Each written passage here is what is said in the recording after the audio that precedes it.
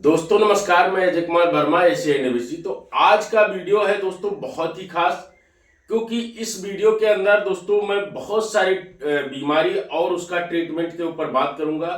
खास करके दोस्तों ये वीडियो जो है ये नए बंदों के लिए बहुत ही बेहतर साबित होने वाला है दोस्तों। तो आप लोग वीडियो को बिल्कुल इसकी मत करिएगा और पूरा वीडियो अवश्य देखिएगा दोस्तों, क्योंकि अगर आप स्किप करोगे दोस्तों और मैंने किस पॉइंट पे कौन सा मेडिसिन बताया है उस चीज को अगर आप नहीं समझ पाते हो तो कहीं ना कहीं नुकसान हो सकता है।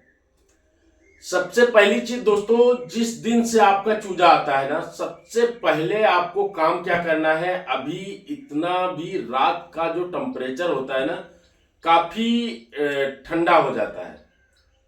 यानी दोस्तों आप लोग ये मत सोचिए कि भाई हमारी बॉडी, हम लोग 60 किलो से ऊपर ही सबका बॉडी का वेट होता है, लेकिन जो चूजे होते हैं आप सोचिए कि वो कितने नाजुक होते हैं। तो सबसे पहले आपको क्या करना है कि जैसे ही चूजे लाने से पहले दोस्तों आप लोगों को टेम्परेचर बहुत जरूरी है कि आपके फार्म के अंदर जो आप ब्रूडिंग एरिया रेडी करते हो वो ब्रूडिंग एरिया दोस्तों वो पूरी तरीके से ढका हुआ होना चाहिए। और आप सीलिंग अगर नहीं बनाते हो दोस्तों तो आपको डबल पर्दे पूरे फार्म में नहीं लगा पाते हो, तो जहां तक का आपका सीलिंग बनता है, सॉरी, ये ब्रूडिंग एरिया होता है उससे कम से कम 10 फीट 15 फीट आगे तक डबल पर्दे लगाइए। फिर जहां तक बच्चों को रखना है दोस्तों वहां फिर आगे से एक पर्दा लगा दीजिए। यानी कि पूरी तरीके से उसको ऐसा करिए कि उसमें ठंडी ना घुसने पाए। इसके बाद अब बारी आती है दोस्तों कि भाई ये तो हो गया कि हमारा टेम्परेचर ठीक ठाक रहना चाहिए। अच्छा, अब रात में टेम्परेचर डाउन जाता है तो आप ये कर लेंगे, लेकिन दोस्तों दिन के समय पे अगर आपका बच्चा बैठता है और बैठने के बाद में ना वो मुंह खोलना शुरू करता है, तो आप लोगों को आगे का पर्दा भी थोड़ा डाउन कर देना है और बगल के पर्दे को भी थोड़ा डाउन कर देना है। इसके बाद बारी आती है दोस्तों कि ये तो हो गया आपका कि भाई हमें ब्रूडिंग कैसे करना है, और ब्रूडिंग में टेम्परेचर 90 डिग्री फ़ारेनहाइट रात के समय पे भी मेंटेन रखना है दोस्तों। तो एक आध अंगीठी की जरूरत पड़ सकती है, हाइलोजन्स वगैरह लगा दीजिए, बल्ब लगा दीजिए, ताकि अपना टेम्परेचर फार्म का मेंटेन रहे। इसके बाद बारी आती है दोस्तों कि शुरुआत में आपको दवा क्या देनी है। तो दवा का मैं फैक्ट भी बताता चलूंगा दोस्तों, साथ ही साथ में आप लोग को दवा का नाम भी बताऊंगा। यदि आपके क्षेत्र में मिलती है ये दवाएं तो ठीक है, नहीं मिलती है दोस्तों तो आप लोग मेरे नंबर 8400327512 पे कॉल करके ये दवा आप लोग आसानी से अपने घर पे मंगा सकते हो। तो इसके बाद क्या करना है कि आप देखते हो कि बच्चा ना बाहर से आता है, तरह तरह के साउंड सुनता है, वो गाड़ियों के झटके को खाते हुए आता है, एक छोटी सी जगह में बहुत सारा चूजा होता है। तो वो स्ट्रेस को दूर करने के लिए दोस्तों आपको सबसे पहले दवा देने की जरूरत होती है। तो उसमें पहली दवा जो है दोस्तों वो है इजी ब्रूड। इजी ब्रूड क्यों देना चाहिए दोस्तों वो भी समझ लीजिए, ताकि बर्ड ना डिहाइड्रेट, अगर बर्ड आ गया है आपके पास, यानी कि बर्ड चला वहां से और वो 24 घंटे तक लग गया, उस कंडीशन में भी अगर आप इस दवा का प्रयोग करते हो दोस्तों तो आपका बच्चा नॉर्मल हो जाएगा। तो सबसे पहले ये जब इजी ब्रूड देते हैं तो इजी ब्रूड के अंदर बहुत सारे तत्व ऐसे होते हैं जो बच्चे को ना, जैसे कोई बच्चा पैदा होता है तो कहा जाता है कि भाई सबसे पहले उसको उसकी माँ का दूध पिलाइए। तो सेम वही माँ के दूध का काम आपका इजी ब्रूड करता है। इसके बाद में आपने सुबह में ये कर दिया, और शाम के समय दोस्तों आपको क्या करना है कि कोई भी दवा आपके पास हो, जैसे हम तो कहते हैं दोस्तों कि अल्कायु यूज करिए। अल्कायु लगाने पे क्या होता है कि आपके बच्चे में अगर शुरुआती 2 दिन अल्कायु लग गया तो आगे इकोली का होना होगा ही नहीं दोस्तों, ये मान के चलिए कि होगा ही नहीं। अब क्यों नहीं होगा? क्योंकि दोस्तों अल्कायु एक ऐसी दवा है जो आपके बच्चे के अंदर से यॉक भी डिजॉल्व करती है, साथ ही साथ में दोस्तों बर्ड में ना एक जो इकोली के सिम्टम्स होते हैं, जैसे ड्रिंकर में होते हैं या कहीं मान लीजिए कि आपका अगर वाटर सप्लाई निप्पल सिस्टम है उसमें भी होते हैं, तो उसको मेंटेन कर देता है, जिसकी वजह से बर्ड में बाद में चल के दिक्कत नहीं आता है। और बर्ड को मूवमेंट अगर आपने कम दिया, बर्ड क्या किया करता है दोस्तों कि कोने में जाके बैठता है। अब कोने में बैठेगा तो जाहिर सी बात है उस बर्ड में इकोलाई आएगी, क्योंकि उसने पानी तो पिया नहीं है। तो उसको किसी भी तरीके से दोस्तों उसको चलाते रहना है ताकि बच्चा आपका उठ करके पानी पीता रहे। ये हो गया।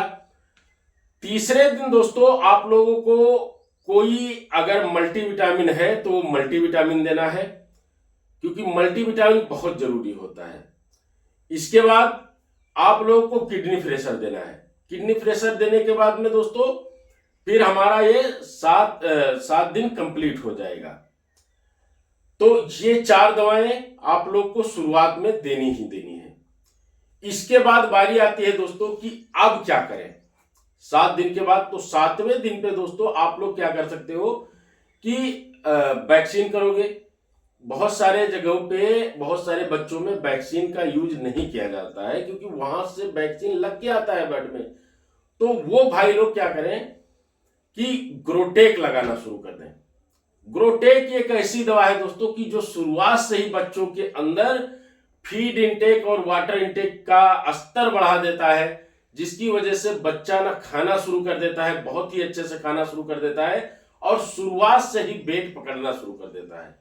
अभी दोस्तों मैं कल दिन में लगभग मैं 5-6 बुके देखा हूं अपने फार्मरों की जिनकी लिफ्टिंग होना है, जैसे कि पटनायक जी हो गए उड़ीसा के, एक हमारे सौरभ भाई हैं यूपी के हैं, आजमगढ़ साइड के हैं कहीं के, एक बिहार के हैं ललित भाई, एक विकास जी हैं जो वो भी बिहार के ही हैं, एक विश्वास नाम है उनका, सचिन विश्वास के ऐसे कुछ नाम है उनका, पश्चिम बंगाल से है, उनकी भी बुक बहुत ही अच्छी आ रही है। तो इन लोगों की बुकें ऐसी क्यों आती हैं दोस्तों? क्योंकि ये ना शुरुआत से जैसे जैसे मैं ट्रीट करता हूं, इनको बताता हूं, उस हिसाब से ये दवाएं चलाते हैं। सबकी बुकें दोस्तों एक लोगों को छोड़ दीजिए, क्योंकि उनके यहाँ कुछ दिक्कत हो गई थी, तो उनकी बुक बराबर आ रही है, यानी जितने की तैयारी मांग रही है कंपनी उतनी की आ रही है। बाकी सभी लोगों की अंडरकास्ट एक तरफ से आ रही है। एक तोमर जी हैं, उनका भी कल लिफ्टिंग हुआ है दोस्तों, उनकी भी 4 रुपए के नियर अबाउट अंडरकास्ट आ रही है और रेट इंसेंटिव भी उनको मिलेगा, सोना से है। जब दोस्तों आप लोग ये चीजें चलाते हो ना ग्रोटेक, मैं इसीलिए शुरुआत में बोलता हूं, क्योंकि शुरुआत में ग्रोटेक की मात्रा कम लगती है और फायदा ज्यादा होता है। तो ग्रोटेक दीजिए, पायरोकोल भी दीजिए। इसके बाद नेक्जाम्यून देना होता है दोस्तों। नेक्जाम्यून एक ऐसी दवा है दोस्तों जो ना पूरे हर्बल चीजों से भरपूर है। यानी जब हमारे मुर्गे में किसी भी तरीके का वायरल आता है तो हम लोग क्या करते हैं कि बर्ड की इम्यूनिटी अगर बढ़ी रह गई, अगर बर्ड की इम्यूनिटी बढ़ी रहेगी दोस्तों, तो उस बर्ड में कोई भी वायरल उतना अटैक नहीं कर पाता है, कोई अदर बीमारी भी उतना ज्यादा अटैक नहीं कर पाती है। तो वो देना है। और इस समय दोस्तों जो आप देख रहे हैं कि हर तरफ हर एक जगह पे दोस्तों लगभग मुझे मालूम है कि इन्वायरमेंट में कहीं कोई भूसे की मड़ाई कर रहा है, कहीं कुछ कर रहा है, तो इसकी वजह से ना डस्ट बहुत ज्यादा होता है। अच्छा, हर एक फार्म पे खिच की आवाज आती है, तो उसका प्रिवेंशन में ही 9वें दिन पे ही आपको रात में नेक्जाम्यून देना है और सुबह के पानी में आप लोगों को क्या करना है कि रेस्पोज दे देना है। अगर आपके पास रेस्पोज नहीं है तो कोई ऐसी दवा दे दीजिए जिससे सीआरडी को रोका जा सके। पहले से ही रोक लगा दोगे दोस्तों तो आगे ये दिक्कत नहीं करेगी, आगे आपका बर्ड अच्छा चलेगा।